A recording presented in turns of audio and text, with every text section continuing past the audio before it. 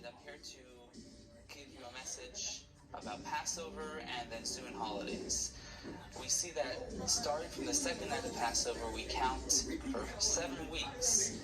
The Omer, we count every day, and during this counting, it's not just counting up towards Matan Torah, the day that we celebrate receiving the Torah, but it's also where we prepare ourselves to accept the Torah.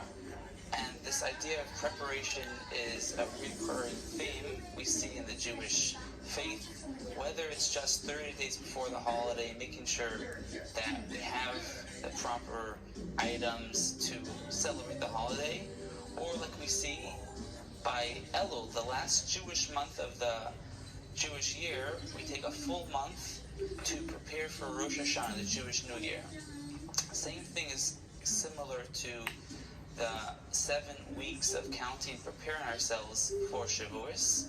It says that we take, there are 7 characteristics, which I will say in Hebrew and English. There is chesed, which is kindness, gevura, which is holding back and restraint, tiferes, which is beauty and compassion, chesed. Then there's netzach, which is endurance, hod, which is humility, yesod, which is bonding and foundation. The last one is malchus, which is leadership.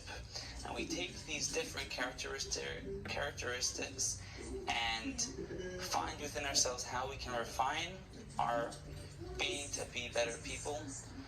One example is how we take our kindness and restraint and we take it together is the idea of rain. Rain is a beautiful blessing, but it's a blessing because it comes in a small quantity. If God were to pour upon water into fields, it would just flood it up and would be the opposite of a blessing. It would devastate the fields. But because God uses the kindness of rain, He gives water, but also restrains and holds back the little drops. It is a blessing. So we look at ourselves and see how we can have kindness in these different combinations of our characteristics.